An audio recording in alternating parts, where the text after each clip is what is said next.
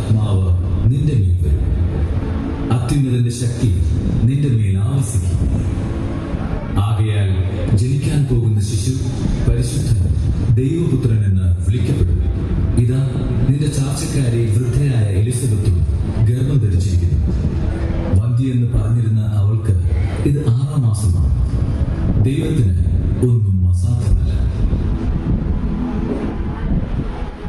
ഇതാ കർത്താവിന്റെ ദാസൻ, നിന്റെ വാക്ക് എന്നിൽ നിറവേറട്ടെ.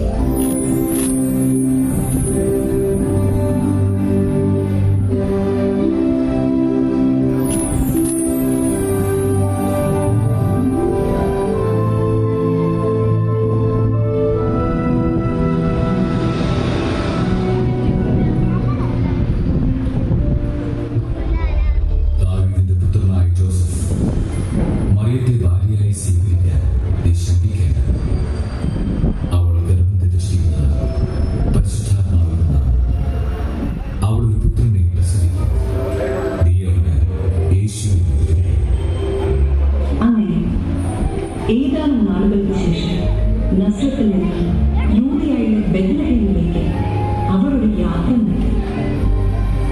അഗസ്റ്റസ് സീസറിന്റെ കൽപ്പന പ്രകാരം ജനസംഖ്യയിൽ പേര് ചേർക്കാം. ആ യാത്രയിൽ മാതാവിന് പ്രസവ സമയം. അവർ സത്രത്തിൽ സ്ഥലം അന്വേഷിച്ചു, കിട്ടിയില്ല. മറ്റു ഭവനങ്ങളിൽ അന്വേഷിച്ചു, കിട്ടിയില്ല. അവസാനം അവരൊരു ഉൾത്തൊഴുത്തിലെത്തി. അത്യുന്നതങ്ങളിൽ ദൈവത്തിന് മഹത്വം, ഭൂമിയിൽ ദൈവകൃപ ലഭിച്ചവർക്ക് സമാധാനം. മാതാവ് ഈശോയെ പിള്ളക്കച്ചയിൽ പൊതിഞ്ഞ് ഉൾത്തൊട്ടിലേക്ക്.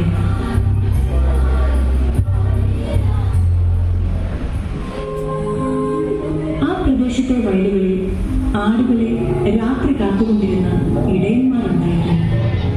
സ്വർഗീയ സൈന്യത്തിന്റെ ഒരു വ്യൂഹം പ്രത്യക്ഷപ്പെട്ട് പറഞ്ഞു,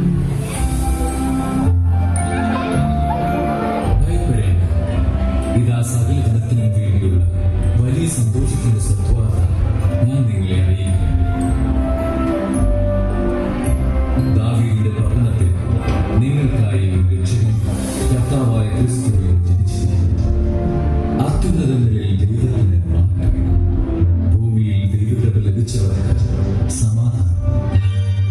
യഹൂദയായിലെ